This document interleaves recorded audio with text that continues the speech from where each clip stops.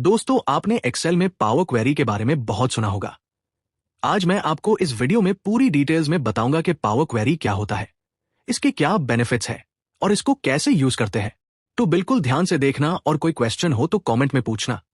और अगर आप इस चैनल पे नए हैं तो आपका वेलकम, सब्सक्राइब जरूर करिएगा।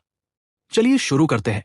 जैसे कि आपको पता है, अपनी डे टू डे लाइफ में एक्सेल में हमें बहुत सारे रेपिटेटिव काम करने पड़ते हैं, जैसे ब्लैंक रोज रिमूव करना, डुप्लीकेट रिमूव करना, कॉलम स्प्लिट करना वगैरह वगैरह। इन सब कामों में टाइम बहुत लगता है। इस टाइम टेकिंग टास्क को जल्दी करने और ऑटोमेट करने के लिए हम यूज करते हैं पावर क्वेरी। मेरे पास देखिए कि ये रॉ डेटा है जो कि मैंने एक्सटर्नल सोर्स से लिया हुआ है। इसमें आप देखेंगे कि कुछ ब्लैंक रोज दिख रही है। आपको इसमें कुछ डुप्लीकेट डेटा भी है और बहुत सारे कॉलम ऐसे हैं जो काम के नहीं हैं, जो अनयूज्ड हैं और जो नाम भी दिख रहे हैं फुल नेम है, फर्स्ट नेम लास्ट नेम नहीं है इसमें। पावर क्वेरी का यूज करने के लिए सबसे पहले आपको पूरा डेटा सेलेक्ट करना होता है। जैसे यहां पे ये डेटा है। इस पूरे डेटा को सिलेक्ट करने के लिए कहीं पे भी क्लिक करें और कंट्रोल प्रेस करें। आप देखेंगे कि आपका सिर्फ थोड़ा सा एरिया सिलेक्टेड है, पूरा डेटा सिलेक्टेड नहीं है। क्योंकि जब भी एक्सेल को कोई ब्लैंक रो मिलता है तो उसको समझ में आता है कि ये कोई दूसरा सेक्शन है और उसको सिलेक्शन में इंक्लूड नहीं करता है, तो उसके लिए आप ये कर सकते हैं कि एक बार और कंट्रोल दबाएं। लेकिन जब आप दूसरी बार कंट्रोल दबाते हैं तो आप देखेंगे कि पूरी शीट सेलेक्ट हो गई है। तो आपके पास डेटा बहुत कम है, लेकिन आप देखेंगे तो आपको बहुत सारे कॉलम और रोज सारे सेलेक्ट हो गए। तो ये भी एक राइट अप्रोच नहीं है, क्योंकि जो भी आप काम करेंगे तो पूरे शीट पे इफेक्ट पड़ेगा, ना कि सिर्फ आपके डेटा पे। तो उसके लिए थर्ड ऑप्शन यूज करते हैं। वो एक बहुत ही सही ऑप्शन है। उसके लिए आप सबसे पहले कंट्रोल और एंड की प्रेस करें। कंट्रोल एंड दबाने से आपका सेल जो है बिल्कुल लास्ट रो के लास्ट कॉलम में पहुंच जाता है। और यहां पर आप शिफ्ट कंट्रोल होम प्रेस करेंगे। कंट्रोल और शिफ्ट को एक साथ दबाएंगे और उसके साथ होम प्रेस करेंगे। तो अब आप देखेंगे कि आपका पूरा डेटा सेलेक्ट हो गया है। इस पूरे सिलेक्टेड डेटा में ब्लैंक रोज भी इंक्लूडेड है और यही हम चाहते हैं, क्योंकि पावर क्वेरी के थ्रू हम अब पूरा डेटा क्लीन अप करेंगे। तो पावर क्वेरी यूज करने के लिए सबसे पहले आप डेटा टैब पे क्लिक करेंगे और उसके बाद आप देखेंगे यहां पर gate and transformation ribbon section है। इसमें गेट डेटा में आप डिफरेंट डेटा सोर्स चूज कर सकते हैं आपके डेटा के लिए। जैसे आपका डेटा किसी फाइल में है तो आप फ्रॉम फाइल सिलेक्ट कर सकते हैं। यदि आपका डेटा किसी डाटाबेस में है तो आपको फ्रॉम डाटाबेस ऑप्शन सिलेक्ट करना पड़ेगा। उसी तरह यदि आपका डेटा किसी क्लाउड सर्वर में है, आप फ्रॉम एज्योर सिलेक्ट कर सकते हैं। क्योंकि हमारे पास डेटा ऑलरेडी अवेलेबल है एक्सेल शीट में, तो हम ये ऑप्शन यूज नहीं करेंगे। हम यूज करेंगे फ्रॉम टेबल रेंज। इस ऑप्शन से आपके पास जो डेटा है ये डेटा यूज हो जाएगा। जैसे ही हम क्लिक करते हैं तो ये पूरे डेटा को सेलेक्ट कर लेता है और सेलेक्ट करने के बाद एक नया टेबल बनाता है। इसके बाद हम पावर क्वेरी में जो भी ऑपरेशन अप्लाई करेंगे उसका इफेक्ट इस पूरे टेबल पे पड़ेगा। यहां पे आप देखेंगे एक्सेल ने डायरेक्टली पूरी रेंज सेलेक्ट कर लिया है और यहां पे एक नीचे एक ऑप्शन है माय टेबल हैज हेडर्स। तो अगर आप इसको सेलेक्ट करेंगे तो इसका मतलब यह है कि आपके पास यहां पर जो आपका हेडर रोज है ये इसको ऐसे हेडर रो ट्रीट करेगा। मतलब इस डेटा को ऐसे हेडर मानेगा, लेकिन अगर आप इसको अनचेक रखते हैं तो ये हेडर रो को भी डेटा मानेगा। तो अभी हम इसको अनचेक रखते हैं और क्लिक ओके करते हैं। ओके क्लिक करते ही पावर क्वेरी का एडिटर ओपन हो जाएगा। पावर क्वेरी के इसी एडिटर में अब सारी सेटिंग्स कॉन्फ़िगर करना है। एक बार सारी सेटिंग्स हो जाएगी, उसके बाद आपको सिर्फ रिफ्रेश करना है कभी भी यदि आपके पास नया रॉ डेटा आएगा। अब इस पावर क्वेरी एडिटर में जो भी चीज आप कर रहे हैं वो सब आपकी मेन एक्सेल शीट में अप्लाई हो जाएगी। एक्सेल के पूरे डेटा को कॉलम हेडिंग असाइन है। ये देखिए, ये कॉलम 1 है, कॉलम 2 है, कॉलम 3 है, कॉलम 4 है, कॉलम 5 है और यहां पर आपका कॉलम हेडर है जो कि आपने लेके आया है, लेकिन आपने वहां पर टेबल क्रिएशन के बॉक्स में माय टेबल हैज हेडर को अनचेक रखा था, इसलिए पावर क्वेरी ने अपने कॉलम्स असाइन कर दिए इस रॉ डेटा को। चलिए अब हम पावर क्वेरी की ऑप्शंस यूज करते हैं अपने डेटा को डेकोरेट करने के लिए। सबसे पहला काम हम अपनी हेडर रो सेट करेंगे, क्योंकि column names with number professional नहीं लग रहा है। इसके लिए हम मेन्यू में option use first row as header select करेंगे। यदि आप इस ऑप्शन के ड्रॉप डाउन को क्लिक करेंगे तो इसमें 2 ऑप्शंस हैं। पहला option use first row as headers, जिसका मतलब हमारे डेटा की first row as header use होगी, और दूसरा option use headers as first row, जिसका मतलब जो कॉलम नेम्स पावर क्वेरी ने दिया है वो यूज करेंगे। तो हम यहां पहला ऑप्शन चूज करेंगे। जैसे ही हम पहले ऑप्शन पे क्लिक करते हैं, आप देखेंगे कि पावर क्वेरी ने जो हेडर्स बनाया था वो अब रिमूव हो गया है और हमारा column name as headers set हो गया है। और जैसे ही हमने ये सेटिंग की है, राइट साइड में क्वेरी सेटिंग्स का बॉक्स है, उसमें हमारा किया हुआ एक्शन ऐड हो गया है। जितने भी चेंजेस या सेटिंग अपडेट आप करेंगे वो सारे इस विंडो में स्टोर होते जाएंगे। यदि आपने कोई चेंज किया और आपको वो रिवर्ट करना हो तो एक्शन को क्रॉस पे क्लिक करके क्लियर कर सकते हैं। हेडर रोज सेट करने के बाद अब हम सबसे पहले ब्लैंक रोज रिमूव कर लेते हैं। जैसे कि आप देख रहे हैं, यहां पे काफी सारी ब्लैंक रोज है। इनको रिमूव करने के लिए आप रिमूव रोज पे क्लिक कर सकते हैं या ड्रॉप डाउन ओपन कर सकते हैं। ड्रॉप डाउन ओपन करने पे बहुत सारे ऑप्शंस मिलेंगे, जैसे रिमूव टॉप रोज, रिमूव बॉटम रोज। क्योंकि हमको ब्लैंक रोज रिमूव करना है, इसलिए हम रिमूव ब्लैंक रोज ऑप्शन सिलेक्ट करेंगे। और ये देखिए, सारे ब्लैंक रोज रिमूव हो गए हैं और क्वेरी सेटिंग में एक एक्शन भी ऐड हो गया है। चलिए अब इस एक्शन को अंडू करके दिखाता हूं। इसके लिए आपको सिर्फ क्वेरी सेटिंग में लास्ट एक्शन को क्रॉस करना होगा और आपका लास्ट एक्शन अंडू हो जाएगा और ब्लैंक रोज वापस आ जाएगी।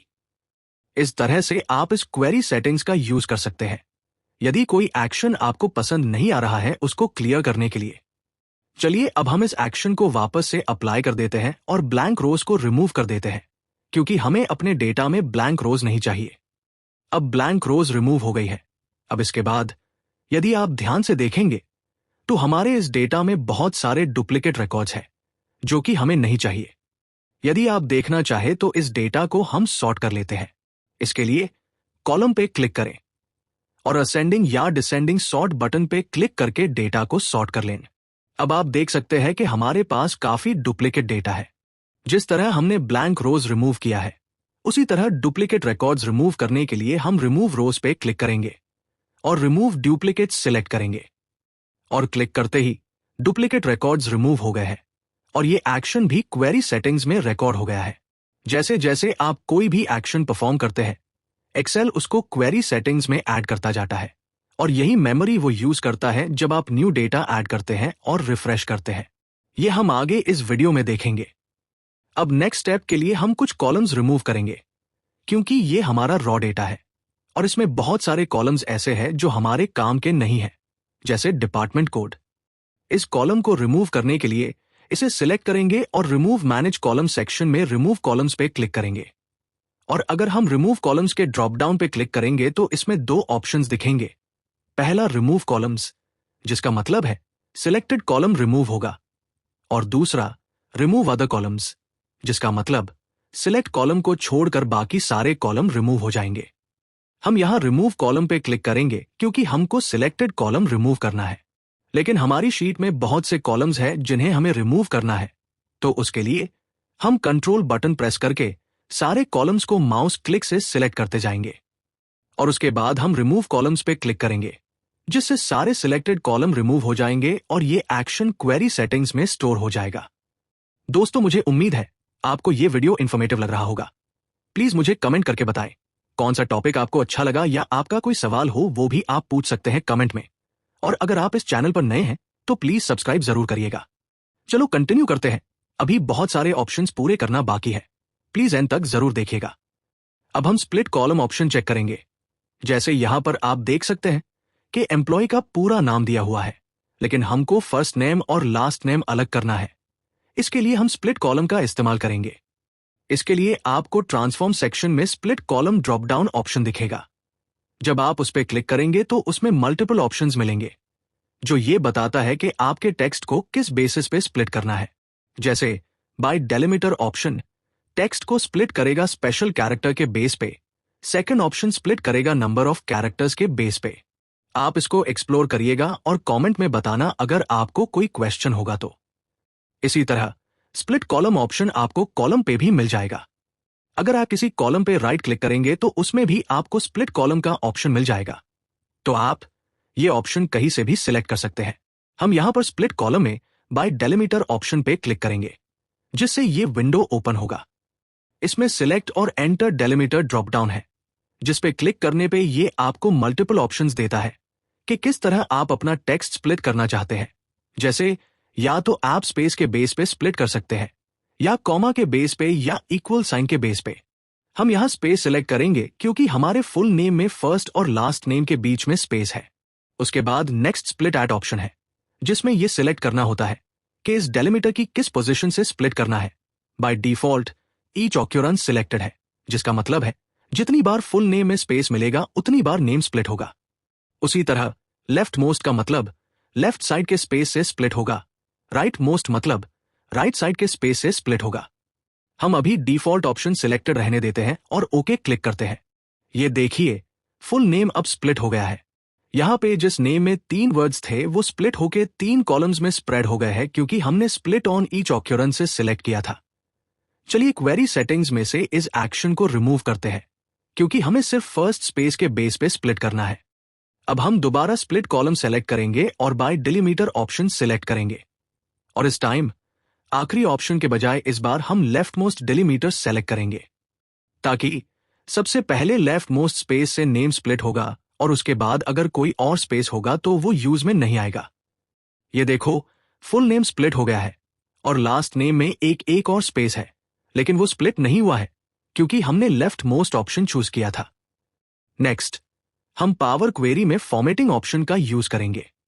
यहां पे सैलरी कॉलम है जिसमें सैलरी दी हुई है, लेकिन अगर इसको देखें तो ये ठीक से फॉर्मेट नहीं है। कहीं पर डेसिमल के बाद 2 शून्य है, तो कहीं पे 1 है और कहीं पर डेसिमल ही नहीं है। तो ये सैलरी डेटा को फॉर्मेट करना जरूरी है। सैलरी का फॉर्मेट करेंसी फॉर्मेट करना बहुत इजी है। इसके लिए सैलरी कॉलम पे राइट क्लिक करेंगे और राइट क्लिक करने पे आपको बहुत सारे फॉर्मेटिंग ऑप्शंस मिलेंगे, जैसे decimal number, currency, whole number, percentage वगैरह वगैरह। यहां पे हम करेंसी सिलेक्ट करेंगे और आप देख सकते हैं अब सैलरी कॉलम का पूरा डेटा प्रॉपर्ली फॉर्मेटेड हो गया है, और साथ ही साथ ये फॉर्मेटिंग एक्शन भी क्वेरी सेटिंग्स में रिकॉर्ड हो गया है। नेक्स्ट अब हम कैलकुलेटेड कॉलम लगाना सीखेंगे। जैसा कि आप देख सकते हैं कि हमारे पास ये पूरा डेटा एम्प्लॉय से रिलेटेड है और इसमें हमारे पास एम्प्लॉयज की सैलरी भी है। अब अगर हमें सैलरी इंक्रीज करनी हो एम्प्लॉयज की 10% से, तो वो हम कैसे कर सकते हैं? हमारे पास यहाँ पे कोई कॉलम तो है नहीं जिसमें हम सैलरी इंक्रीज करके दिखा सके, तो उसके लिए हमें एक नया कॉलम ऐड करना होगा। नया कॉलम ऐड करने के लिए आप ऐड कॉलम टैब पे क्लिक करें और जनरल सेक्शन में आपको कस्टम कॉलम का ऑप्शन मिलेगा, उस पे क्लिक करें। अब कस्टम कॉलम बॉक्स में आपको नए कॉलम से रिलेटेड इंफॉर्मेशन भरनी होगी। सबसे पहले नए कॉलम का नाम दीजिए। हम यहां इंक्रीज सैलरी नाम रख देते हैं। फिर कस्टम कॉलम फॉर्मूला में हमें फॉर्मूला लिखना है जो कि 10% सैलरी इंक्रीज करेगा। तो इसके लिए इक्वल साइन के बाद हम राइट साइड में अवेलेबल कॉलम्स में से सैलरी सेलेक्ट करके इंसर्ट बटन पे क्लिक करेंगे और मल्टीप्लाई साइन लगाकर 1.1 लिखेंगे, जिससे सैलरी 10% बढ़ जाएगी। उसके बाद ओके पे क्लिक करेंगे। ओके पे क्लिक करते ही एक नया कॉलम ऐड हो जाएगा शीट के लास्ट में, जिसमें हमारी बढ़ी हुई सैलरी होगी जो कि दिए गए फार्मूले के बेस पर कैलकुलेट की गई है। अब हम इस पे राइट क्लिक करके इसका फॉर्मेट चेंज कर लेंगे। क्योंकि सैलरी करेंसी फॉर्मेट में होनी चाहिए, इसलिए हम इसका फॉर्मेट टाइप करेंसी कर लेंगे और इस कॉलम को ड्रैग करके सैलरी कॉलम के पास मूव कर देंगे। ये देखिए हमारे दोनों कॉलम सैलरी और इंक्रीज सैलरी एक साथ आ गए हैं। हमने अपनी फॉर्मेटिंग लगभग पूरी कर ली है। अब इसको देखने पे ये डेटा ठीक लग रहा है, जिसका मतलब ये है कि अब हम पावर क्वेरी को बंद कर सकते हैं और अपनी ओरिजिनल एक्सेल फाइल पर वापस आ सकते हैं। जितने भी एक्शन हमने परफॉर्म किए हैं वो सारे एक्शन भी क्वेरी सेटिंग्स में रिकॉर्ड हो गए हैं।